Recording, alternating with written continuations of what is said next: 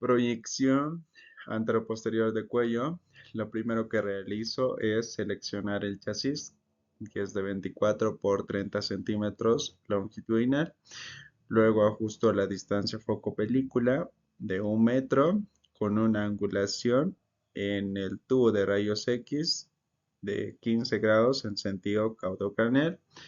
Después procedo a acomodar a mi paciente apoyando la parte posterior del cuello en el receptor de imagen. La línea vertical debe estar ubicada en el plano medio sagital. La línea horizontal a nivel de la prominencia laríngea.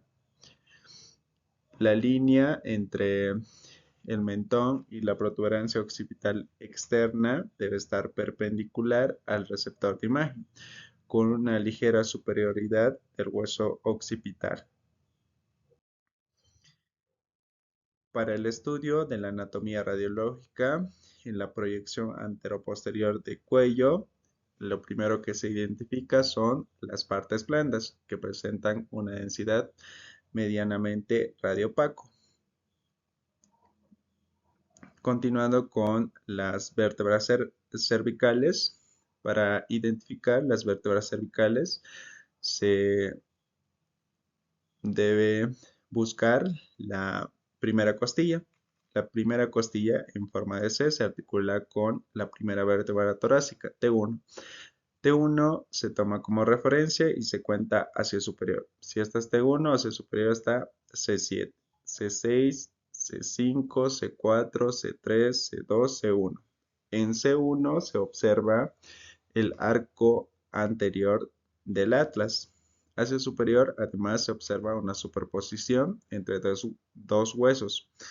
La línea superior, la línea del hueso occipital, y la línea inferior, la línea del hueso de la mandíbula, donde se observa también el ángulo de la mandíbula, la porción mastoidea del hueso temporal por las celdillas mastoideas. Características de las vértebras cervicales. Cuerpo vertebral. Platillo superior, platillo inferior, borde lateral derecho, borde lateral izquierdo. En el platillo superior a los laterales se observan a las apófisis unciformes. En el platillo inferior a los laterales se observan a las escotaduras, que se articulan con las apófisis unciformes. Dentro del cuerpo vertebral, por una superposición, se observa a las apófisis espinosas, que presentan la forma de una tienda de campaña. Entre el platillo superior y el platillo inferior se encuentra el espacio intervertebral, que contiene al disco intervertebral. A los laterales del cuerpo vertebral se observa a las apófisis transversa. También estaría superpuesto el pedículo. A más lateral de la apófisis transversa se observa a las apófisis articulares.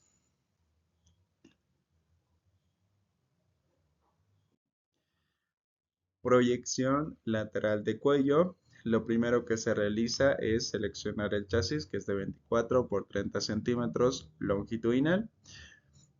Luego ajusto la distancia foco-película de 1,50 metros, 1 metro con 50 centímetros. Después procedo a acomodar a mi paciente apoyando el lado del hombro del que se va a sacar la radiografía en el receptor de imagen. El plano medio sagital debe estar paralelo con el plano del receptor de imagen. La línea vertical se debe ubicar un poco posterior al conducto auditivo externo, como se muestra en la imagen, y la línea horizontal se debe ubicar a nivel del cartílago tiroides.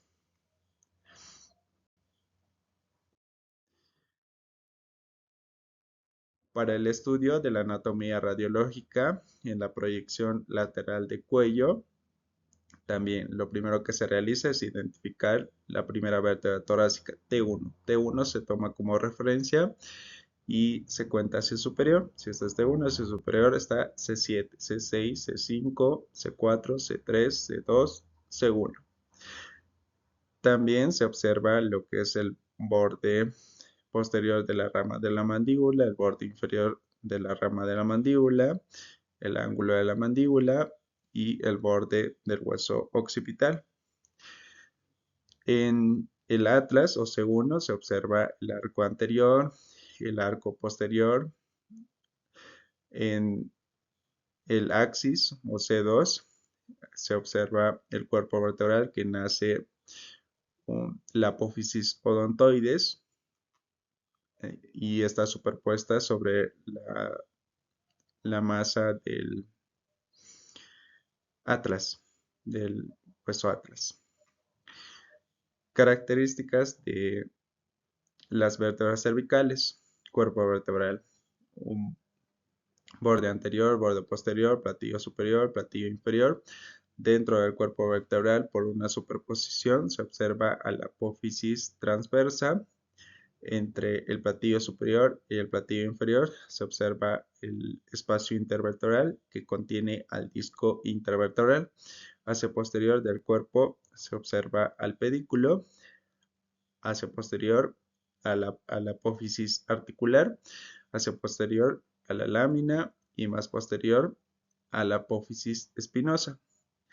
También se traza líneas, la línea prevertebral anterior al cuerpo de las vértebras, la línea anterior al cuerpo vertebral, línea posterior al cuerpo vertebral, línea entre la apófisis espinosa y la lámina, la línea espinolaminar y la línea espinosa.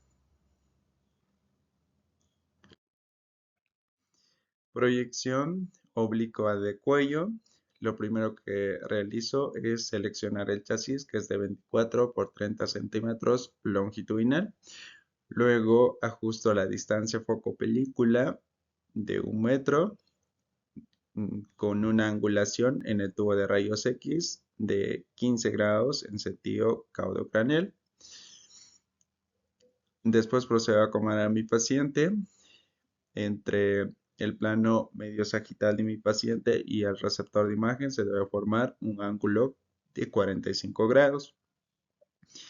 La línea vertical debe estar ubicada un poco posterior del conducto auditivo externo y la línea horizontal debe estar ubicada a la altura del cartílago tiroides. Para el estudio de la anatomía radiológica en la proyección oblicua de cuello, lo primero que se realiza es identificar la primera costilla, que tiene forma de C, se articula con la primera vértebra torácica, T1. T1 se toma como referencia y se cuenta hacia el superior. Si esta es T1, hacia el superior está C7, C6, C5, C4, C3, C2 y C1.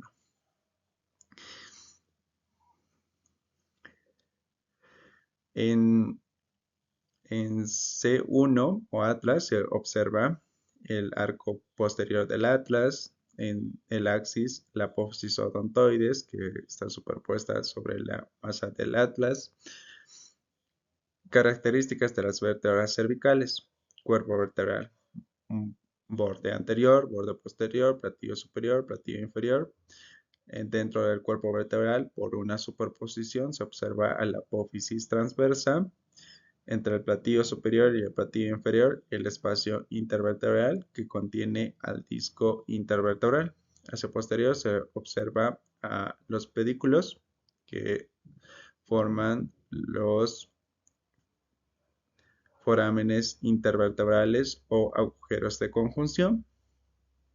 Hacia posterior de los forámenes se observa a la lámina y más posterior a la apófisis espinosa.